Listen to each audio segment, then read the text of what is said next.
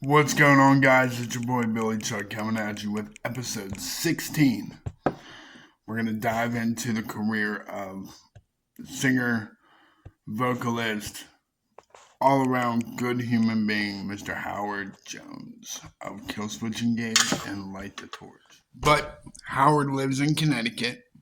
His first big break came with his first band, Blood Has Been Shed.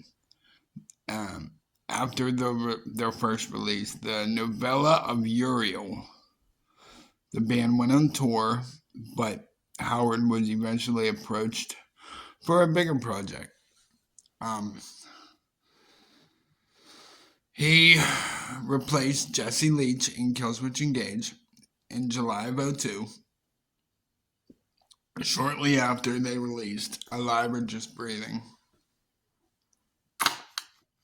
But I was just reading that the first time Killswitch Engage fans heard Howard Jones, they were ultimately impressed by him, as was I. Later, he would be heard on this song, When Darkness Falls, which was first released on the soundtrack for the Freddy vs. Jason movie. Didn't know that. But finally, Killswitch Engage released their first album with Jones as the new singer, as well as Blood Has Been Shed drummer Justin Foley. The End of Heartache would spawn two successful singles. Rose of Sharon and the Grammy nominated title track, The End of Heartache. But I didn't know if you guys were aware, but speaking of the song The End of Heartache, that was appeared on the Resident Evil Apocalypse soundtrack. So that right away, like, wider fan base, more people listening to it, new fans potentially, and a lot of people like jumped on board the Howard train.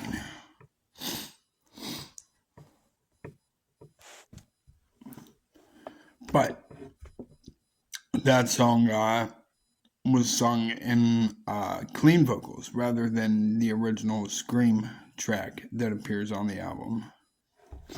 But in November of 2006, Killswitch Engage released their fourth album and their second with Howard. The album had songs like My Curse and Arms of Sorrow, and it has been cited by the band through numerous interviews that the album recalls influences from bands in the NOLA music scene, as well as bands like Pantera and Machine Head. But yeah, the album, I don't know if I mentioned this, but the album was called As Daylight Dies. But did you know Howard has also taken on the role of a manager, aside from singing himself, to new bands that are coming out, and two of those bands are called 12 Tribes and Makoto, and also the producer Zeus. And here's some fun facts you guys probably didn't know. Before he became famous, he was making music in the underground metal scene, and he had a band that was called Driven, and that was in 1996. But if you guys didn't know, Howard Jones is also a very big fisherman. He owns property on the Red River of the North in Manitoba, Canada. He is a frequent guest on Jamie Jost's podcast on the Gas Digital Network.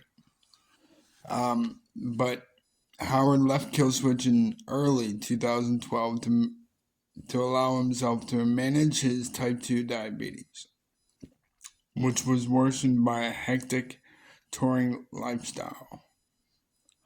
In 2013, he stated that his diabetes put him in a coma for 3 fucking days. what. But in 2015, Howard revealed that he had struggled with anxiety and depression for a long time, which had been worsened by his rise to fame in Killswitch. He revealed that he had come close to committing suicide in '09, where he had aimed a .44 Magnum revolver at his head in his apartment in Connecticut, and that the police had intervened after being notified by a concerned neighbor. In 2018, he teamed up with his former band to raise awareness for mental health. The song "The Signal Fire" appears on the album Atonement that was released in 2019. But Howard used to be a straight edge. That means no substance abuse at all. Today he shares a passion for medical cannabis with friend and fellow Killswitch frontman Jesse Leach. Anywho there, I'm going to give you guys all of Howard Jones' material that he came out with, even previous Killswitch Engage. So here you go.